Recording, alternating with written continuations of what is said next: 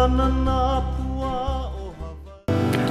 Hawaii, this is Pokalainui and you are listening to Hawaiian Potpourri on radio station KWAI 1080 on your AM dial, or if you're seeing this on the computer, on the television, we are on Hawaii.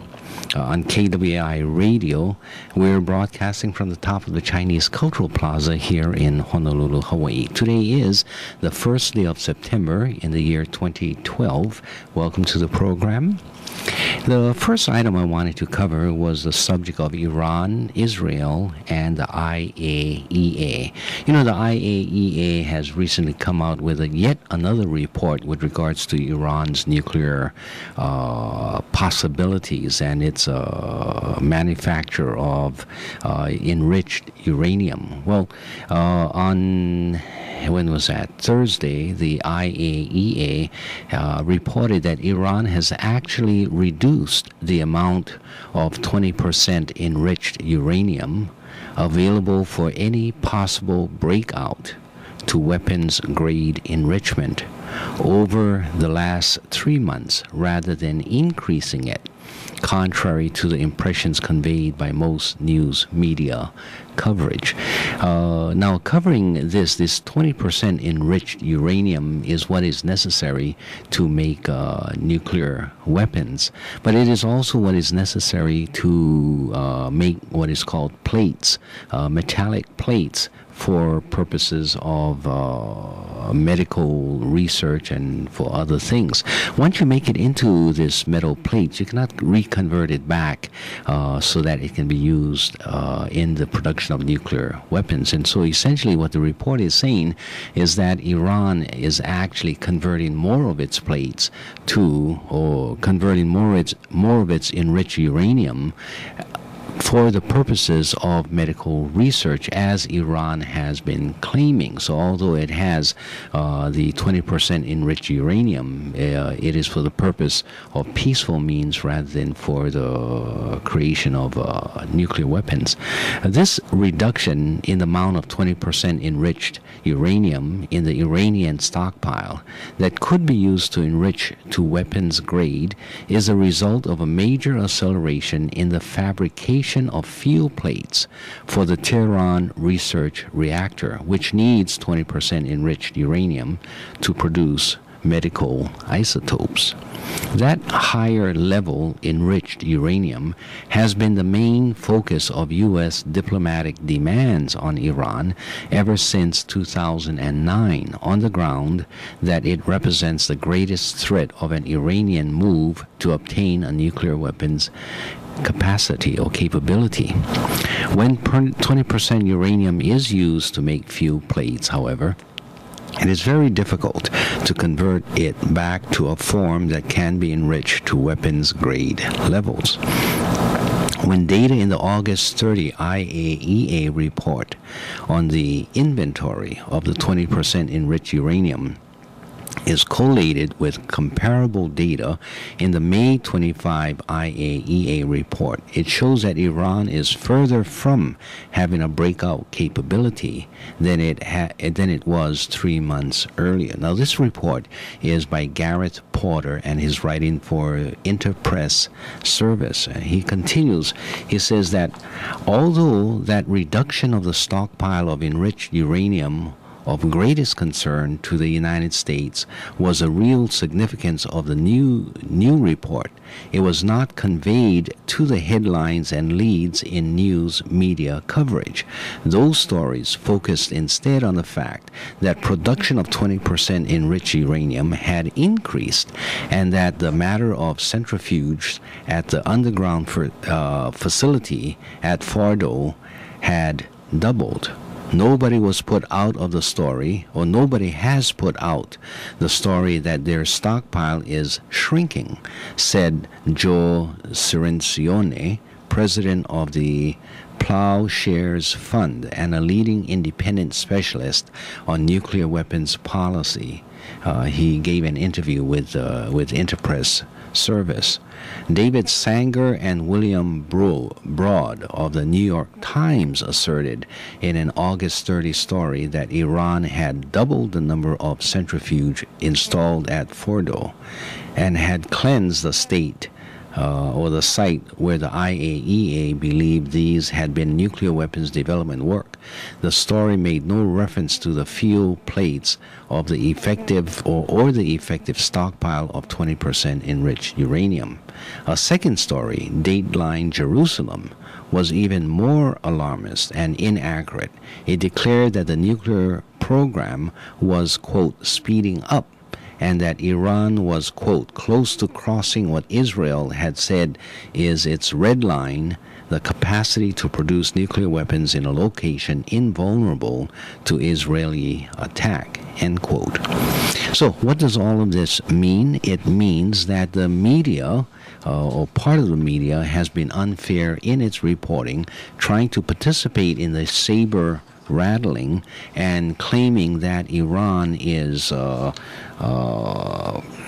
arming itself with nuclear weapons or capability for nuclear weapons, while the truth is that it is, and the proof is in the IAEA report, or the indication is in the IAEA report, that it is verging away from that crossroads and instead is using this 20% enriched uranium for purposes that Iran has always said, for peaceful purposes, for research purposes, and in this case to make more medical isotopes. And you have seen now a drop in the supply of the 20% uranium that could possibly be used, or that could be generally used for nuclear weapons, and instead being converted for other purposes.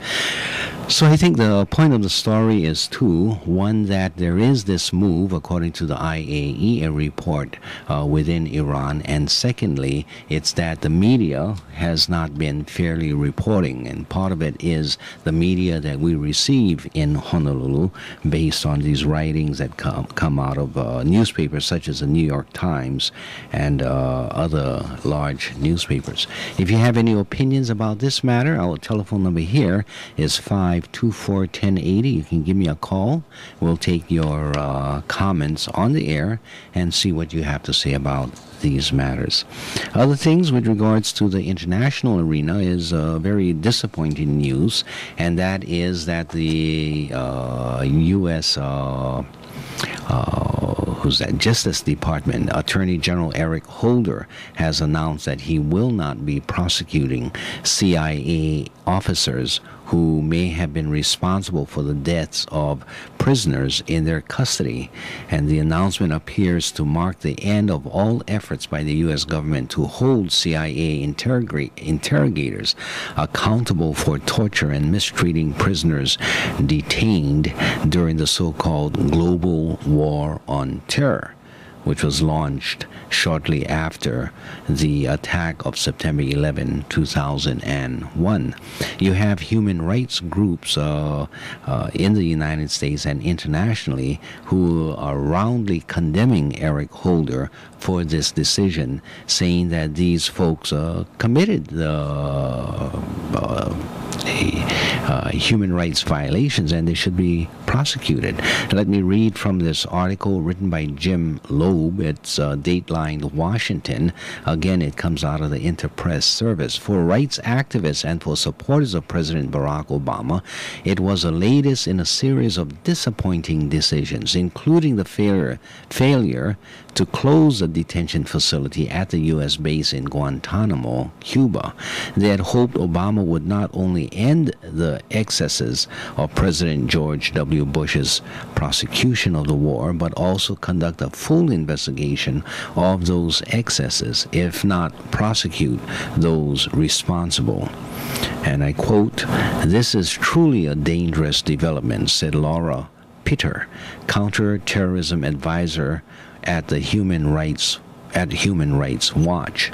"We now have no accountability whatsoever for any of the CIA abuses, for which there are now mountains of evidence. Is just appalling."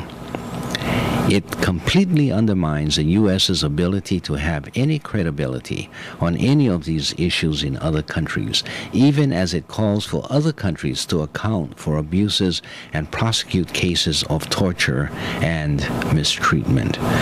Personally, I am in total agreement with Ms. Laura Pitter. The United States has again exposed its hypocrisy in declaring that we need to respect all human rights, and when the event occurs, Barack Obama and his administration fails to follow through in that prosecution. She continues to say, although Jamil Jaffer says, today's decision not to file charges against individuals who tortured prisoners to death is yet another entry in what is already a shameful record. Okay, if you would like to call and comment on this report, again, our telephone number is 524-1080. Give me a call. We'll put you on the radio and see what you have to say, either for or against my comments or the report as it has come out. You can give me a call and we'll engage you on the radio. Another matter that comes out of the the international arena, and that is with regards to Barack Obama, President of the United States. He is slamming the idea of Citizens United and this corruption that is occurring in our political system, or the political systems within the United States, which says that corporations may pour in as much money as they want to bombard the American public with their message. And in a particular case in which Barack Obama was being questioned on a conversation, it asked, "Ask me anything." This is a conversation with the general public on this website, Reddit, a session that has garnered, they say 4 million viewers. So a question was posed by Suzanne Markelson to Barack Obama. What are you going to do to end the corrupting influence of money in politics during your second term? And Obama says, money has always been a factor in politics, but we are seeing something new in the no-holds-barred flow of 7- and 8-figure checks, most undisclosed, into super PACs. They fundamentally threaten to overwhelm the political process over the long run and drown out the voices of ordinary citizens. Over the longer term, I think we need to seriously consider mobilizing a constitutional amendment process to overturn Citizens United, assuming the Supreme Court doesn't revisit it. Even if the amendment process falls short, it can shine a spotlight on the super PAC phenomenon and help apply pressure for change.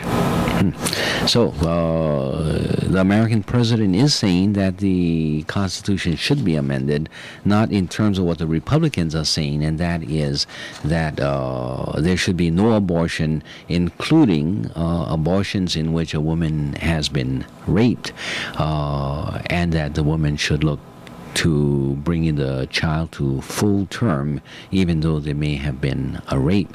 In this case, Obama is saying, yes, there should be a constitutional amendment, but not in that direction. The amendment should be in overruling the Supreme Court's decision in Citizens United. What do you think about that decision in which super PACs can be formed and they can go after any candidate or any political issue without disclosing where the money is coming from?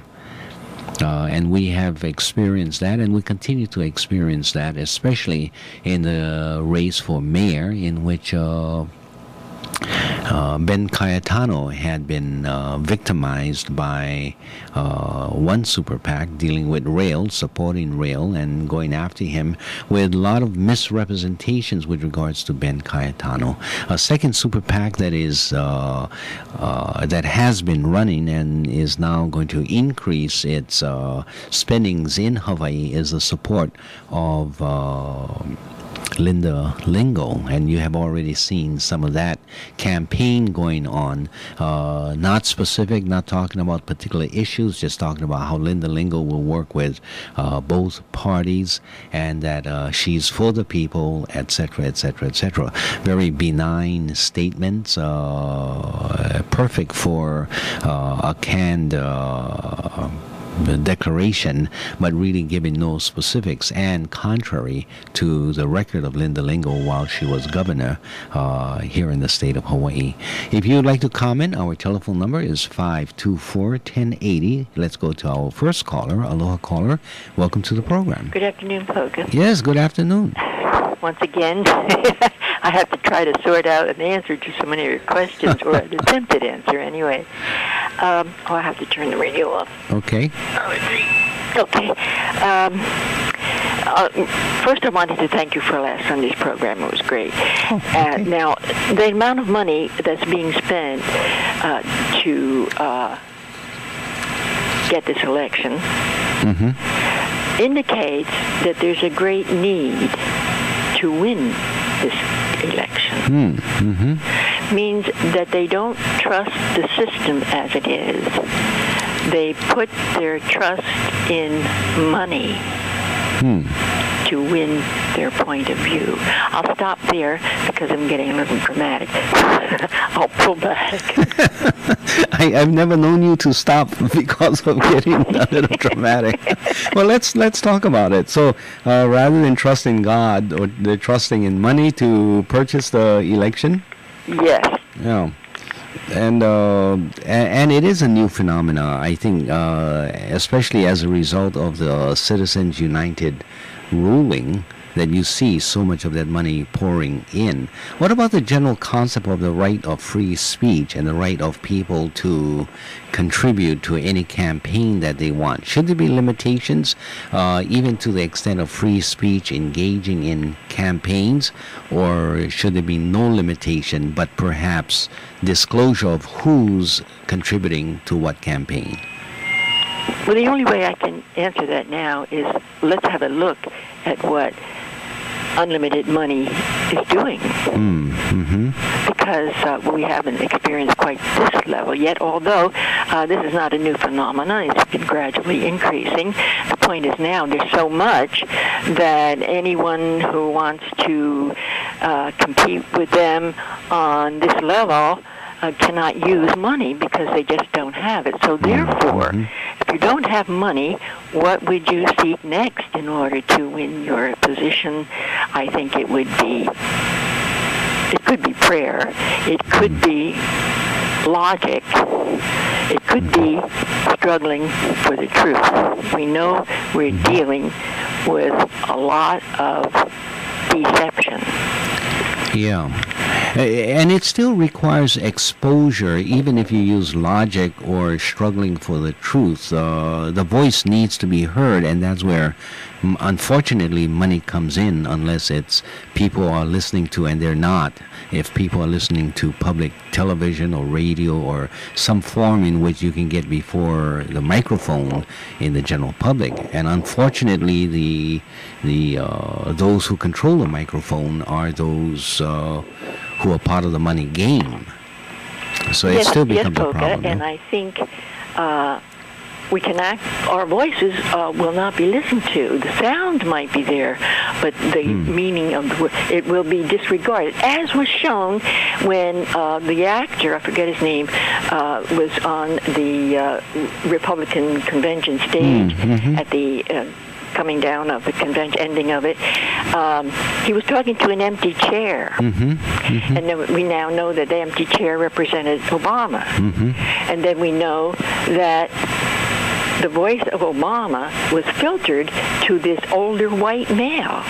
Now, you see, the voice cannot be heard by the masses, and I think that's the symbolism of that, as I use symbolism, and so do the others, a lot. I don't use it so much as I try to understand it. Okay. What solutions can occur, or do you think there needs to be an amendment, a constitutional amendment, because the Supreme Court based its decision, or it claimed it was based on the Constitution and the right of free speech? Wait a minute, I'll lose the thought. What was the question again? So what would be the solution to the predicament that we find ourselves in now, where money purchases the public attention? What do I think is the solution? Yes. Well, people have to become aware of the situation we're in, that money rules. Well, on one side. The other side, there may be God. We don't know, but we know money rules. Yeah. And in that business, in God we trust, on the money, see where it's put. I can talk to you about that too, but more later. Okay. So we don't know if we trust in God really, or we trust in the money that is reflected. That's up to the individual. Yeah. Okay. Thank you very much. Okay. Thanks for calling. Take care. Aloha. And if you would like to call, our telephone number is 524-1080. So what is the solution? How do you pierce through the veil created by money, or the inability to pierce that veil by people who want to have their voices expressed? Do you take an oath not to accept monies in excess of $1,000, $10,000, $100,000? Whatever the oath is, suppose the other side does not take the same oath and picks up money, super PAC money as an example, and just overwhelms the radio and television and broadcast media waves, so that the poor guy who is trying to fight the battle using a sense of principles is simply overwhelmed in order to get before the attention of the people. If you believe you have a solution, give me a call at 524-1080. And the other question is, how does one contend with the right of free speech, the right to go ahead and advertise as you want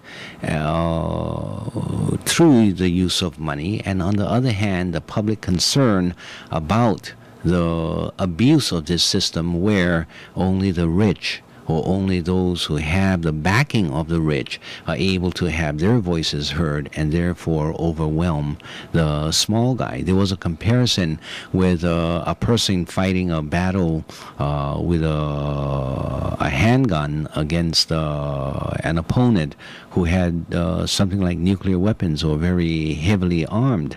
It's just an unfair battle, and you can see that to be the case. Well, I believe that the idea of free speech does not mean that the speech is unlimited. It's the old concept that do you have the right to scream out fire through the exercise of free speech in a crowded theater? And some people would say, of course not, because what happens is you endanger others. What about the right to declare lies against an individual? Well, there are laws that protect the individual, such as libel laws, or what is the other term for it? Right now that word escapes me. So the constitutionally protected rights that we normally think exist do not exist without appropriate controls. Or there can be appropriate controls placed on those constitutional rights. What about the case of super PACs? What about the case of this Citizens United, in which the Supreme Court says, well, they have a right, they are persons, corporations of persons, although sometimes they call it legal fiction, but because they are persons, they are entitled to these constitutional rights of free speech, and therefore we're going to release all limitations to their rights. It just doesn't make sense, does it?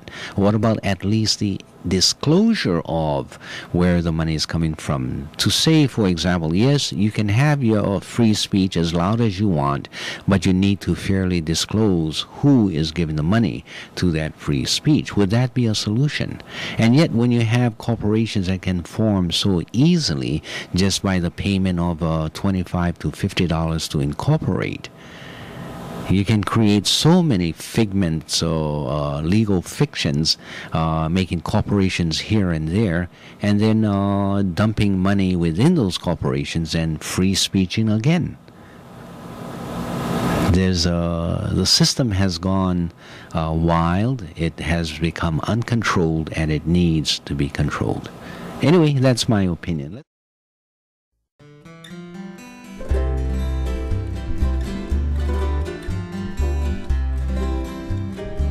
Kaulana na pua o Hawaii Kupa ama hope o ka aina Iki mai ka elele o ka loko ino Pala pala anunu me ka paka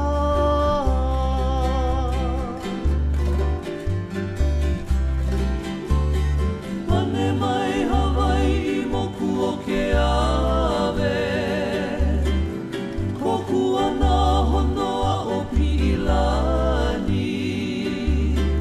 Ka ko'o mai kaua I o mano Pa'apu me ke one o ka kuhi hewa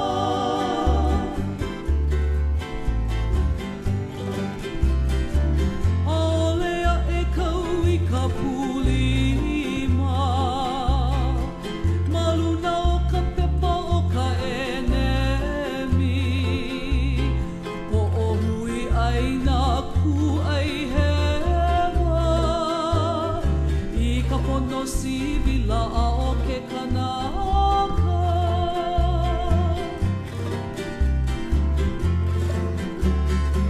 Aole makoa e mina mina I ka pu'u kala o ke au puni Ua lava mai